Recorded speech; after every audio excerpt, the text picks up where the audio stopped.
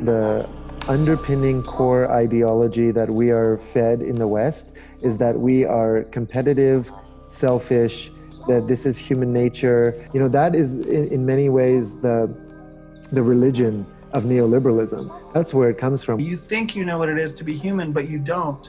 Yeah. All you know is how a human behaves in a power over paradigm. But what if you were to plug that human being into a completely different paradigm?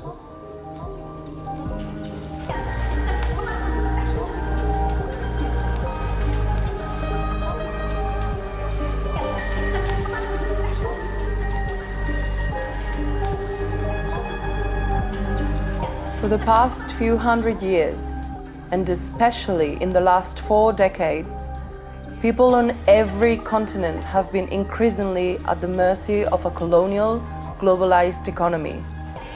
We've been imprisoned in a consumer society in which our needs are met by distant, anonymous corporations, in which external ideals of success are imposed upon us. This competitiveness that you have to prove yourself by how much faster you can climb and push down the others, and it's been a deformation of the human spirit, I do believe.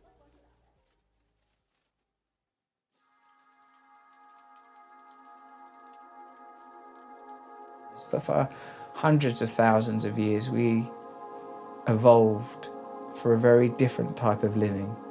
Tribalized. I don't mean tribalized as in ideological oppositionalism. I mean tribalized as I live with these 150 people. My survival is dependent on their survival. My contentment is dependent on their contentment. There's no brain system that supports competition. There's no brain system that's all about aggression. All these assumptions that this society ascribes to human nature, they don't exist in our neurophysiology. And there's an ache now for people to discover who they are. We human beings didn't evolve for a hyper-individualized, competitive way of being. For most of our time on this planet, we lived in collaborative, intergenerational communities, deeply connected to the land and the waters that sustained us. This is why you can now see across the world, people who've been pushed into this unnatural, high-rise way of living, disconnected from each other and from the earth. They're now developing a natural and almost biological hunger for community and connection to nature. I see that the more interest among young people about farming and moving, especially moving outside of big cities, because they are very, very hungry for communal bonds. So I see something very important is happening here. And the young people in Brazil are already showing that they want this ecological future and local future, locally based and deeply weaved within territory to exist. And they came together within a movement that we called localization.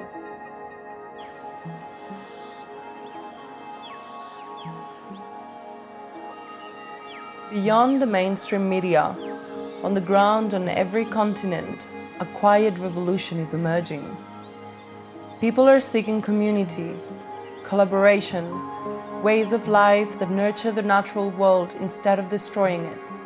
Farmers' markets, small business alliances, transition towns, mutual aid networks, community banks, agroecology schools, alternative education, permaculture, eco-villages, and more.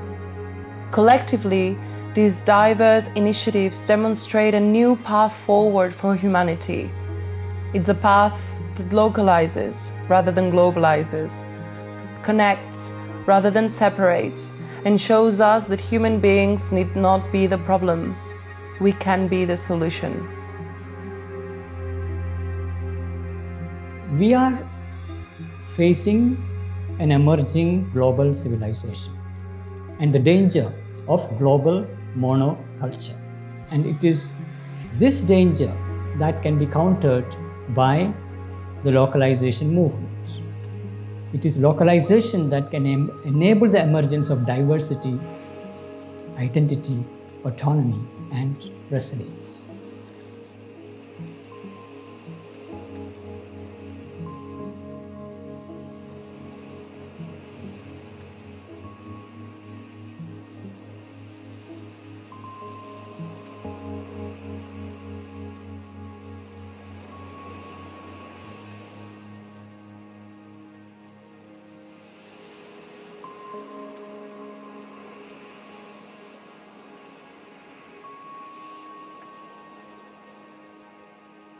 This is a time for localization.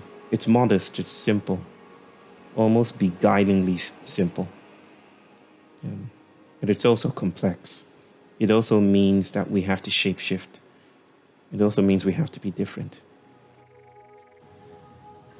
In local economies, people can see their impact on others and on nature. This is a human scale, where the structures create transparency and accountability and bring out the best in people. This, for me, is the strongest argument for localization.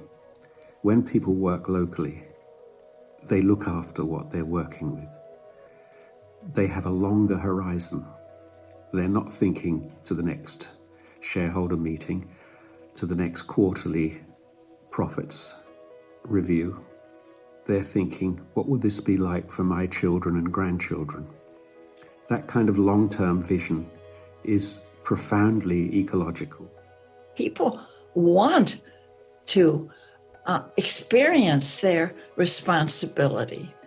And that means that you carry yourself with pride and dignity because you matter. What makes a human being happy? I don't want to trivialize that question, but I would say that it is multidimensional relationships. Relationships to each other, to other people, to non-human beings, to a place. You create together. You meet physical needs for each other. You are embedded and you could say of a place, not just a separate self. But you are part of a circle, of a circle of circles of circles of circles of relationships. Therefore, you know who you are. Therefore, you have a sense of belonging.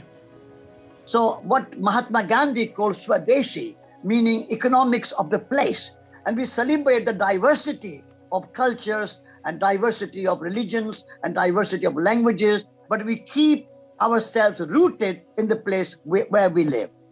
When it comes to food, when it comes to the way that we organise power, when it comes to the way we organise health, and even, I would say, issues as potentially complex as justice, we need to localise where possible.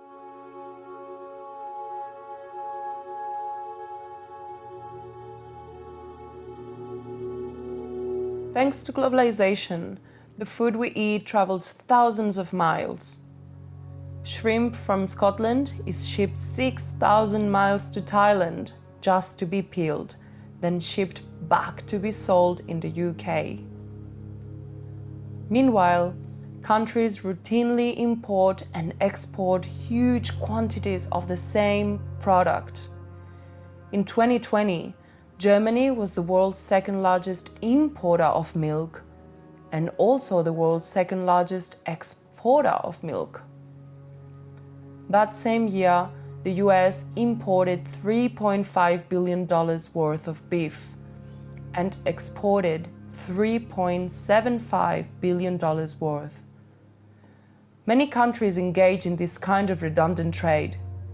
This is insanity in an era of climate chaos, but global trade rules actually encourage it.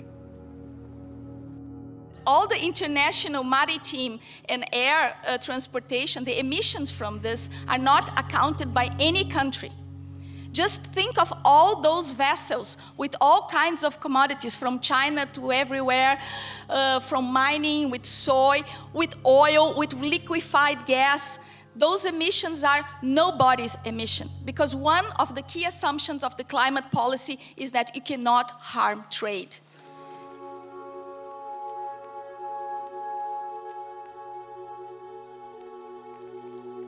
The global market pressures towards vast, chemical-intensive, monoculture-based farming. These monocultures actually produce less food while eliminating biodiversity and destroying small farmers. Local markets, on the other hand, require a variety of different products, and so they unleash the productive and truly regenerative power of small-scale, diversified farming. Permaculture has contributed to that acknowledgement and importance of these smaller, localized economies for radically reducing ecological footprint. It's desperately important that we take control in our communities of our food, to eat food grown locally as much as possible.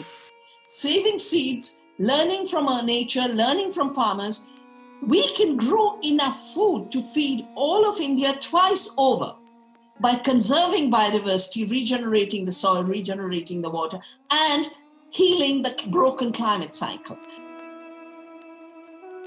Agriculture uses half of all habitable land, so a shift from global monocultures to localized, diversified food systems would literally transform the face of the earth.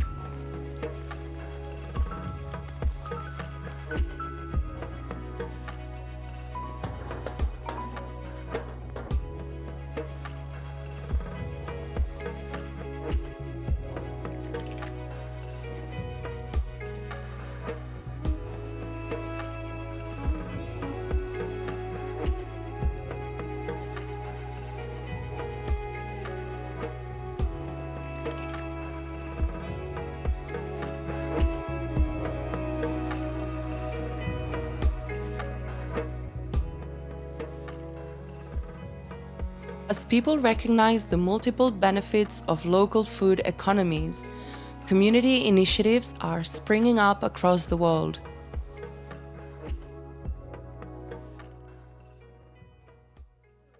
We have over 1,500 urban gardens and farms now, all across the city of Detroit. We are going to build a local ecosystem of food entrepreneurs, and we are about to build the most delicious local food economy on the planet Earth. Ici, nous apprenons à produire les fruits, nous apprenons à produire le poisson, nous apprenons à produire le maïs, etc. Tout ce qui va concourir à nous nourrir, tout ce qui va concourir à promouvoir l'économie locale, c'est-à-dire les richesses de notre terroir. C'est cela que nous visons. Mais si nous sommes là à consommer ce que les autres font tout le temps, on sera toujours pauvre et toujours esclave. Et c'est ça que je ne veux pas de la nouvelle génération. Number of young people from the city want to come back to the farm is increased. They have strong intention that they want to do organic farming. Now we do a lot of training. Mainly people from the city come, and most of them ready to quit their job. Many of them looking for land. Many of them bought the land already. We have a madness in this world where food that is grown around our cities is largely exported to other areas, either within the country or even outside the country.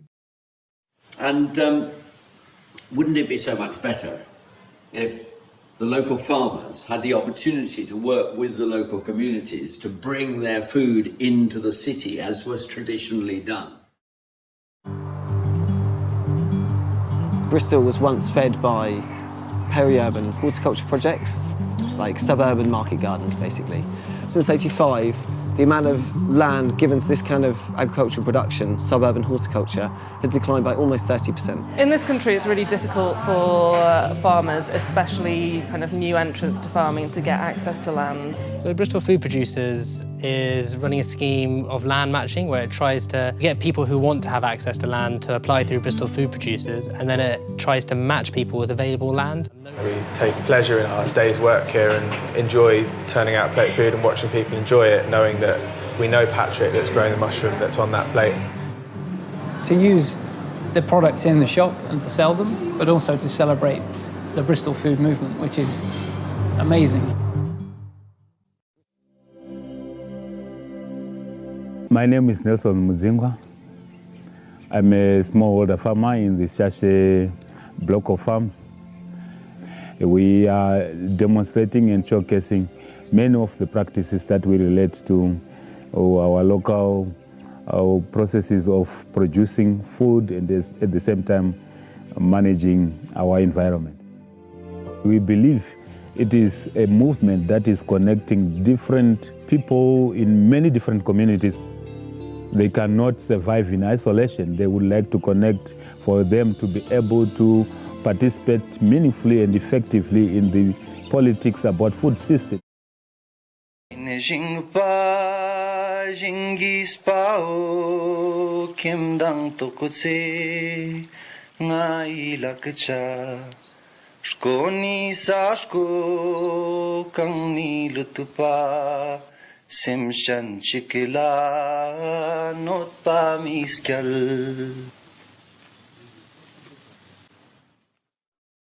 Tene I sakyat po tene dang dire tu zanga da chamjik skyop se borche chingna tene ina sakyat ga ngati lakpa ne tene chodmek tapchis po ni na chamjik khakchan dik dukle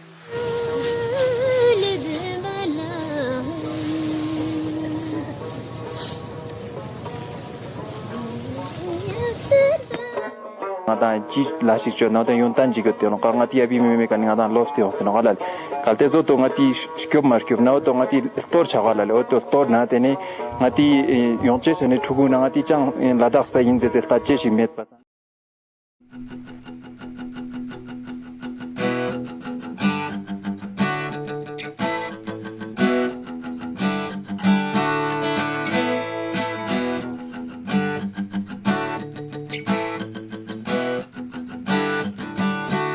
We are a group of friends in Budapest involved in different activities dealing with sustainability and more social justice. We met and decided to launch an ambitious project for better well-being called Cargonomia. We would like to distribute healthy local food in Budapest with our self-manufactured cargo bikes.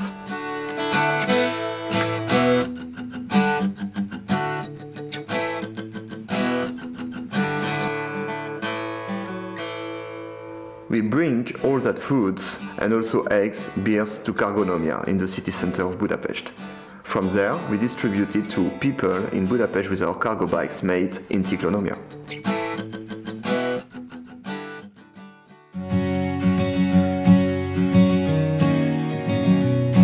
There's this widespread belief that we need big farms and ever more technology to feed the world. Actually, exactly the opposite is true. We need small-scale, diversified farms everywhere.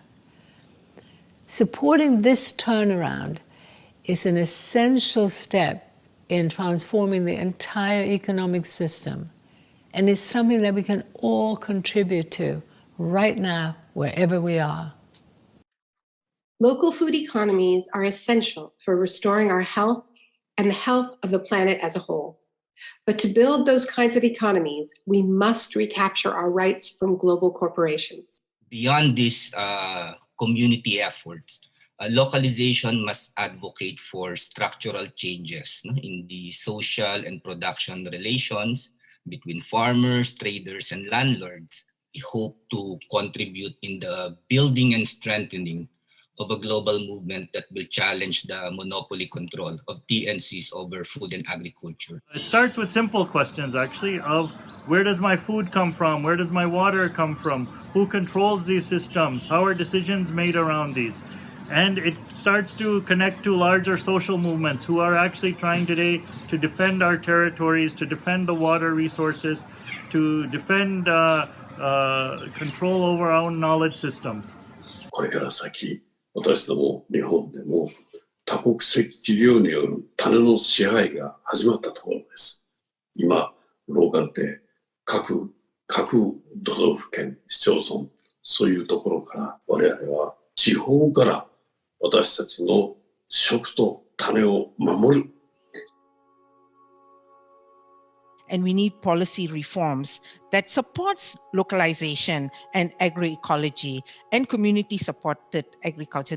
The need to have strong mass movements of farmers and small food producers, of workers and consumers, and all their advocates. So we need to support and strengthen such a strong people's movement.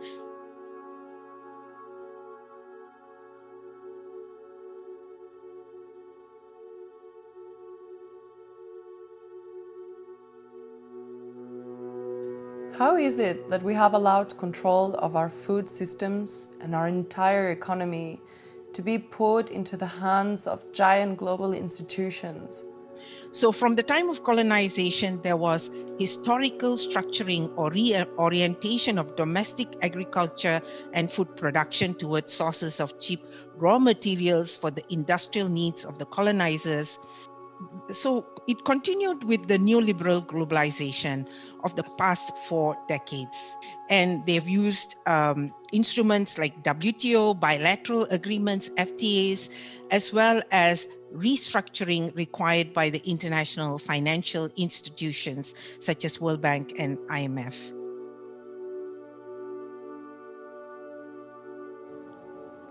Since the 1980s, governments worldwide have been signing onto trade treaties that give multinational banks and corporations more and more freedom and power. These treaties now even allow corporations to sue governments for any social or environmental protections that might threaten their profits. This makes a mockery of democracy. You know, what did globalization do? It tore down all the rules that allowed justice in society, democracy in society, equality in society, tore it all down and made it all possible to accumulate. So you get the tech billionaires emerging. You get the BlackRocks and the Vanguards. And this year, BlackRock is 9.5 trillion. 9.5 trillion in a decade. They own the media.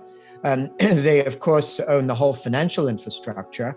And so basically almost any aspect of our life today is dominated by these global corporations. And what's so terrifying about it is that they are structured legally with one mission above all, which is to increase shareholder profit, shareholder value as fast as possible.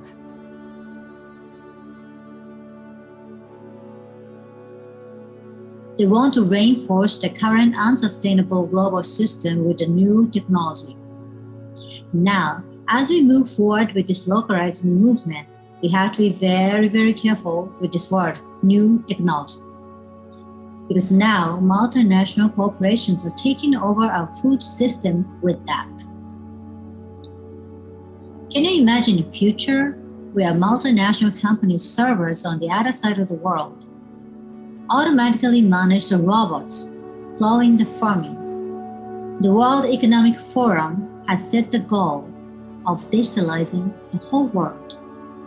In fact, Yale has already collected 24 million hectares of digital data from all over the world.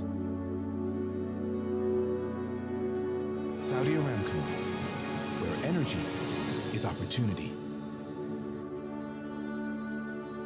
Governments on both left and right are rolling out the red carpet for these corporate giants. They're freeing them from regulation they're freeing them from paying taxes, and they're subsidizing the expansion of globalizing infrastructure. At the same time, citizens, small businesses, and even national industries are squeezed for taxes and burdened by ever more red tape and bureaucracy. That's why products from the other side of the world generally cost less than local products. It's why the gap between rich and poor is so extreme. It's a completely unfair economic playing field.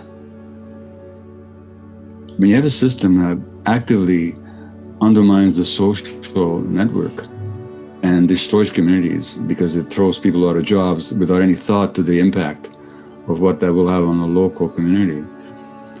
When a Walmart can come in and completely obliterate small local businesses, that has huge impact on people's connection to each other and therefore on their health. One of the many reasons that the technological expansion in the West and now all over the world of the last few centuries is so toxic is that it has been intimately linked with the destruction of community. And this is a breeding ground for all kinds of insecurities. According to Facebook's own research reported by the Wall Street Journal, their platforms make body image issues worse. So if you look at the statistics and the number of people that are lonely, they've gone way up in the last 30, 40 years. Real epidemic of mental health conditions amongst the youth, increased youth suicide, depression, anxiety, all of which actually reflect the consequences of a system that denies children's developmental needs and fails to provide children or adults with a healthy, connected environment. Ultimately, these corporations only get their power by having to push down the actual deep instinct in every human being, every human infant that's born, to love, to be connected, to be part of community, to be part of life. But they have to actually stop that from growing. But people themselves want nothing more than to be part of community, part of life, to feel desired within their community and to feel that they're making a meaningful difference to others around them. But will it lead to wage rises?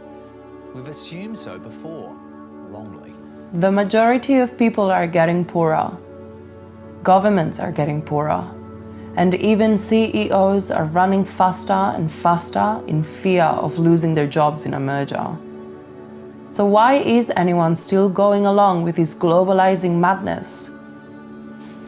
The system has become so vast, so global, that it's almost impossible to see its contours.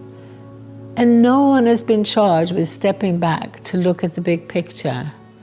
Instead, economic pressures have been demanding ever more specialization and ever more narrow perspective.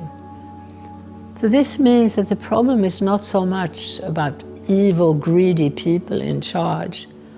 It's much more about a lack of awareness, about ignorance, from the grassroots to the very pinnacle of power. This is actually quite good in many ways, because the antidote to ignorance isn't complicated. It's about raising awareness.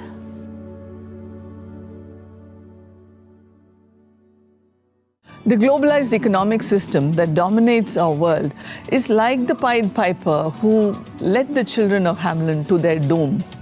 With its enchanting glamour of media, consumerism, and big business, globalization has led us to so many crises like climate change, ecological disasters, widening gap between the rich and the poor, and increasing social violence and illnesses of all kinds. What gives us hope is the millions of deep thinkers and their initiatives that promote localization as a major systemic solution that we need to arrest our civilization's free fall to disaster. When we think local and we consume local, it makes for a healthier planet, because the ripple effect it causes and this community spaces that it creates is just beautiful. I'm trying to shift away from contributing to the fossil fuel economy in any way possible. It makes so much sense because the only people making money in the whole economy seem to be the people who are extracting from the system. Millions of local initiatives already exist in India for local agriculture, innumerable local crafts, creating local economies, and much more. 93% of our total workforce of India is from the unorganized sector, which includes small and localized businesses.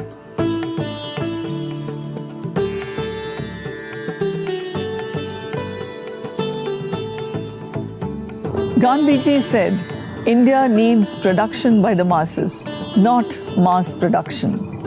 And that we need Gram Swaraj, which really means respect for localization. India is a country that still has over 20,000 varieties of rice, over 1,000 kinds of handlooms, over 120 major living languages, and we have diversity of all kinds.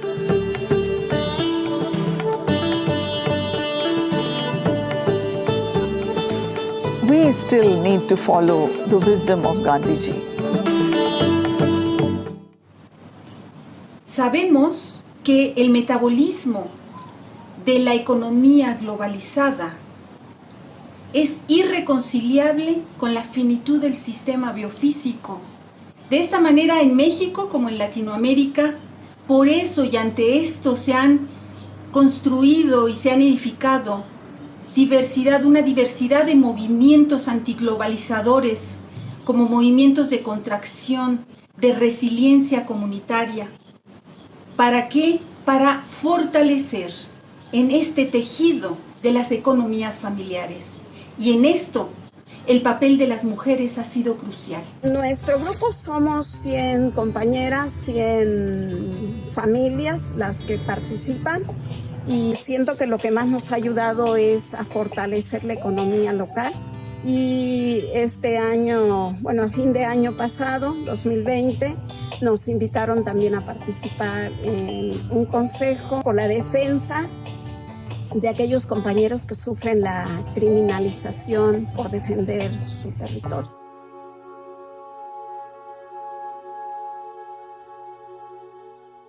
Worried customers have been snapping up everything in sight. Store shelves nationwide are dwindling or totally empty. We needed a pandemic to show us how resources need to actually flow and how localized action can create amazing local responses based on a new relatedness. In an emergency, we're kind of hardwired to help each other. And small-scale approaches are a very effective way to build relationships of trust and meaning while serving needs. So one of the really dramatic consequences of the coronavirus pandemic is the rise all over the world of community-based mutual support groups. Some of them are amazing. At the same time, there's a growth in response to the longer-term crisis of neoliberal capitalism, which has been devastating for 40 years.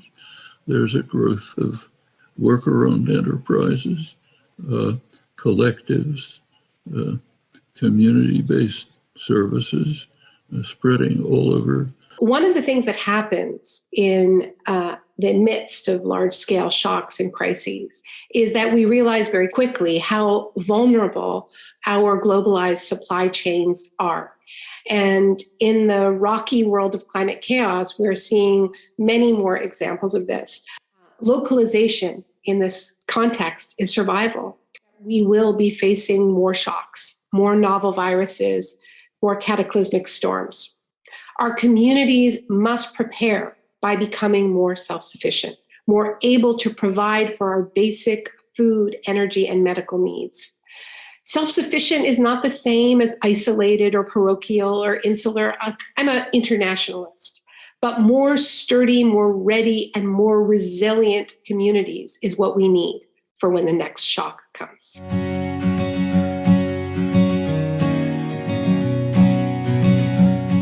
In the modern world, we have been made to believe that globalizing economic development is inevitable. cookie-cutter houses, bigger highways, homogenized main streets, concrete and high-rise and corporate logos on every corner. We have called it progress and treated it as some kind of evolutionary force beyond our control. But all around the world, communities are exploring a diversity of place-based alternatives. We have to rebuild our local economies, our local societies, our local politics. And there's millions of movements around the world which are actually saying, no, we are the power, we claim the power where we are. We're not going to give it to politicians or to corporations. A community decides to manage shared wealth in ways that are participatory, fair, and peer-governed. And this happens outside of markets, outside of the state. It's people-driven. We see it in cooperatives and local currencies and time banking. We can see it in community forests and community-supported industry. The commons and localization are not fated to be small or uninfluential because they're small. The strategy is to emulate and federate, to federate horizontally so we can coordinate and trade knowledge and grow a bigger footprint while keeping the appropriate scale. And there is a master plan for developing the area, and we've looked at it and thought, well, it's exactly as a master plan would be in the late 20th, early 21st century. And we as a community have come together and thought we can do better than this. So what we're looking at is how we can co-design a neighbourhood that's going to answer the questions of growing inequality, climate change, and poor design and fragmented communities. We like to think of the transition movement as being a movement of communities who are reimagining and rebuilding the world, and they do so with a particular focus on localization.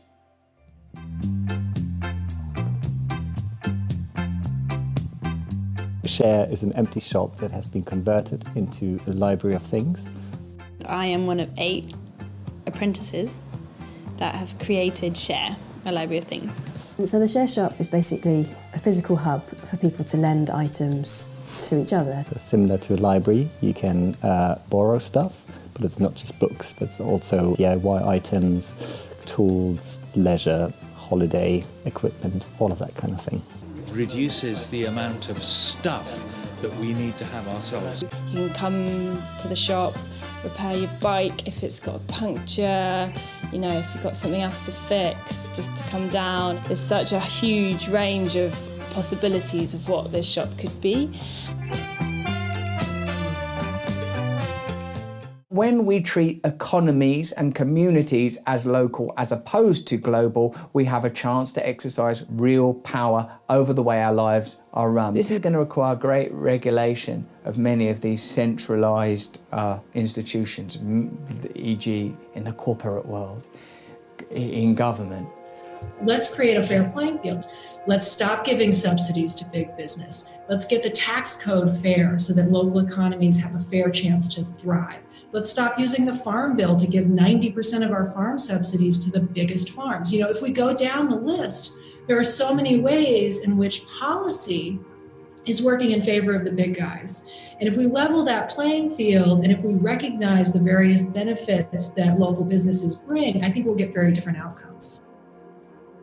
ぜひそういった多様な食文化、それから多様な命をしっかりと守っていけるような法律を作っていくことによって日本国内においてもそうですし、ひいては世界においてもそうしたローカリゼーションの活動がしっかりできるようにしていきたいと思っています。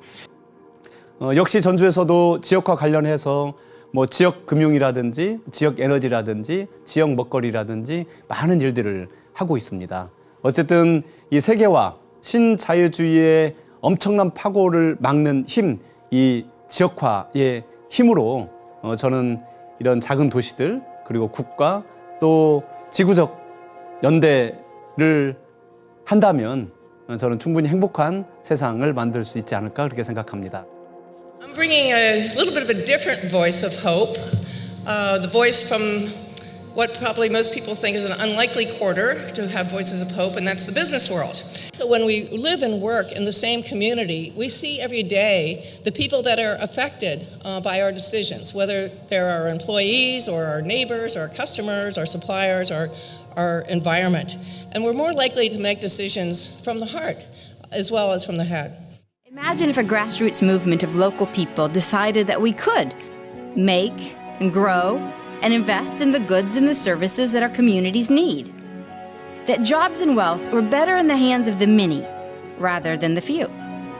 That as manufacturers, family farmers, independent retailers, as energy providers, or as community bankers, that we could all just decide that it was all right to care for each other. Here at Bali, the Business Alliance for Local Living Economies, we know that real prosperity is local by its very nature. From Seattle to Cincinnati, Asheville to Minneapolis, New Orleans to Vancouver, BC, Bali is celebrating and recognizing, supporting and connecting the leaders of a new economy. Those communities in the United States with the highest density of locally owned business, there is the highest per capita job growth rate. That in those communities with the highest number of locally owned businesses, there is the highest per capita income growth rate. In other words, the best way of reducing poverty, increasing equality, is to go local. We also know that local businesses are extremely profitable.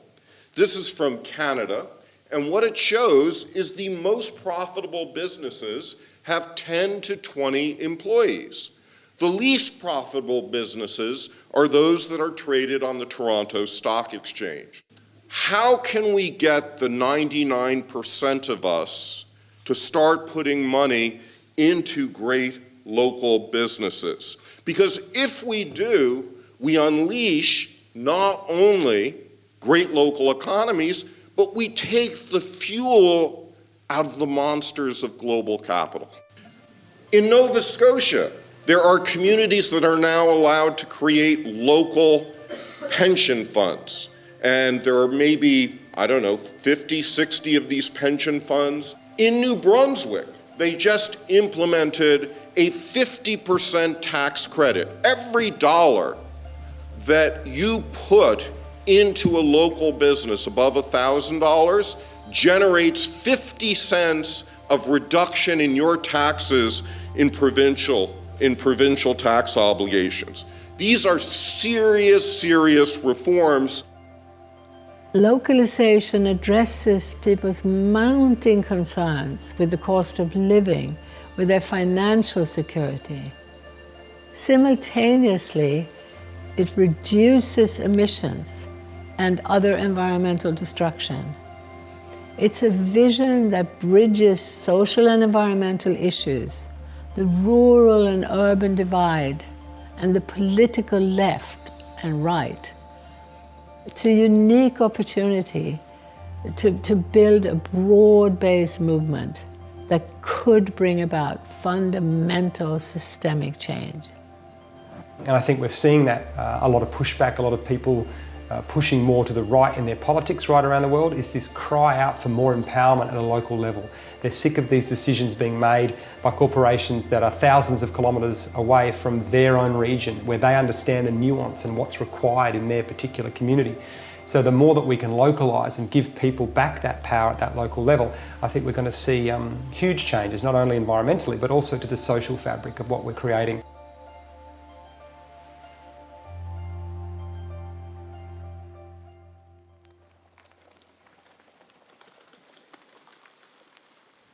Only the tiniest fraction of the global population is actively involved in promoting the continued globalization of the economy.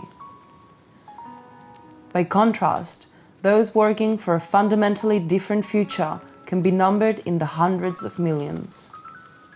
Se pravi, prišli smo do mejnika, ko se bo treba resnično odločiti, v katero smer bomo šli, govorim v imenu človeštva, ali v smer, ki je človeku dana, torej k obdelovanju zemlje, k samooskrbi, k prevzemanju odgovornosti za naša lastna življenja, ali pa v smer, ki nam je ponujena, torej v globalistično, kapitalistično družbo.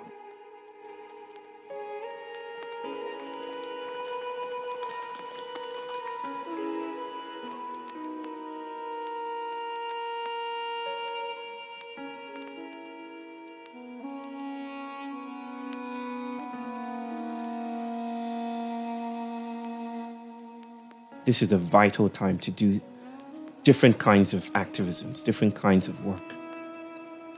So power needs to change. Our notions of power need to change. If power is always at a distance, then we will frame economics and the economy as food coming from far away. And we will valorize, reify, ordain, and celebrate a system that denies us the immediacy of our surroundings. So do you see that the mission of this movement is bigger than ever before? Let's keep moving for localizing the whole world so that one day we can brag to our children or grandchildren that we did not give up at the critical moment to protect their future and our planet. And in Brazil, we say decolonizing our imagination. Stop thinking that industrialization is the only way to go and technology is the only way to go. There are other ways of living that it's going to make us maybe even more happy. We have to take a stand for what we are recognizing as important and essential to our full human beingness.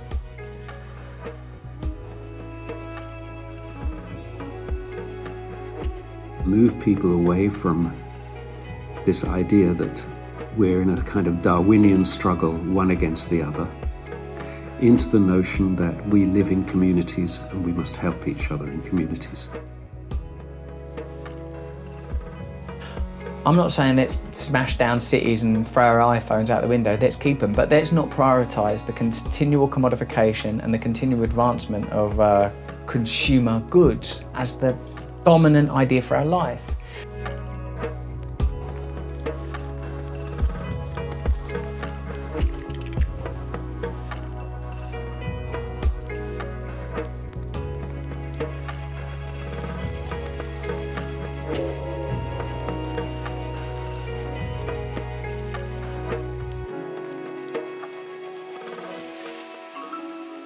それが私たちがまさに生きること、いわゆるローカリゼーションだ。それが始まったと私どもそう思っています。どうかみんな頑張りましょう。The real change does not come from the top. Real change does not come from the center. Mahatma Gandhi did not work from the House of Parliament or President's house. Martin Luther King did not come from the White House. We have to focus on building grassroots movement stronger and stronger and stronger, and that is the future for the local economy and human scale paradigm. Economic localization aligns with fundamental principles of life. It protects and restores biodiversity, and it answers our deep, innate human need for connection. It's an unstoppable force.